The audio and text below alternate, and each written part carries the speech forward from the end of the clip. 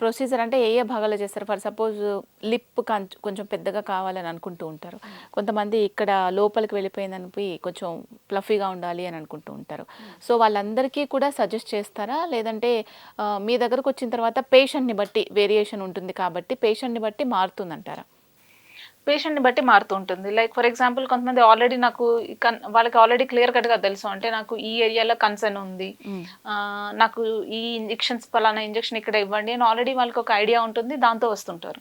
కొంతమంది ఏంటి అంటే వచ్చి మీరు సజెస్ట్ చేయండి. నాకు ఇంకా ఇంప్రూవ్‌మెంట్ కావాలి. మీరు సజెస్ట్ చేయండి అని అడుగుతూ ఉంటారు.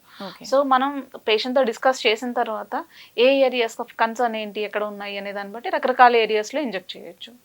మోస్ట్ కామన్గా ఎక్కడ ఇస్తూ ఉంటాము అంటే సంకెన్ చీక్స్ని హై చీక్స్ బోన్స్ కావాలి అనుకునే వాళ్ళకి, లేదు అంటే అండర్ ఐస్, కొంతమంది కళ్ళు గుంతలు పడిపోయినాయి అని, అవన్నీ ఏజ్ రిలేటెడ్ చేంజెస్ ఉంటాయి అనమాట. ఇలాంటి చోట్ల కానీ స్మైల్ లైన్స్ అంటే ఇలా నేసోలేబియల్స్లో కానీ, ఏజ్ రిలేటెడ్గా మ్యారియోట్ నెట్ లైన్స్ అంటే ఇలాంటి చోట కానీ, జా కాంటూరింగ్కి కానీ, ఒక్కొక్కసారి చిన్కి ఇంప్రూవ్ చేయడానికి కానీ, లేదు అంటే మోస్ట్ కామన్గా చేసేది అంటే లిప్ వాల్యూమ్ ఇంక్రీజ్ చేయడానికి, లేదు అంటే లిప్ షేప్ని ఇంప్రూవ్ చేయడానికి, ఒక్కొక్కసారి నోస్ని కూడా మైనర్గా కరెక్ట్ చేయడానికి కూడా చేయొచ్చు.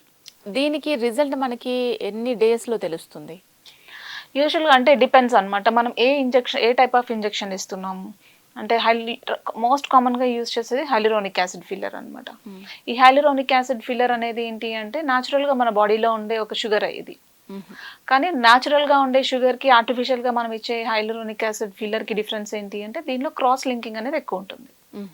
ఈ క్రాస్ లింకింగ్ ఉండడం వల్ల డిగ్రేడేషన్ అనేది కొంచెం స్లోగా అయ్యి ఆ డిగ్రేడేషన్ కంప్లీట్ అవ్వడానికి ఒక 9 to 12 months టైం పడుతుంది.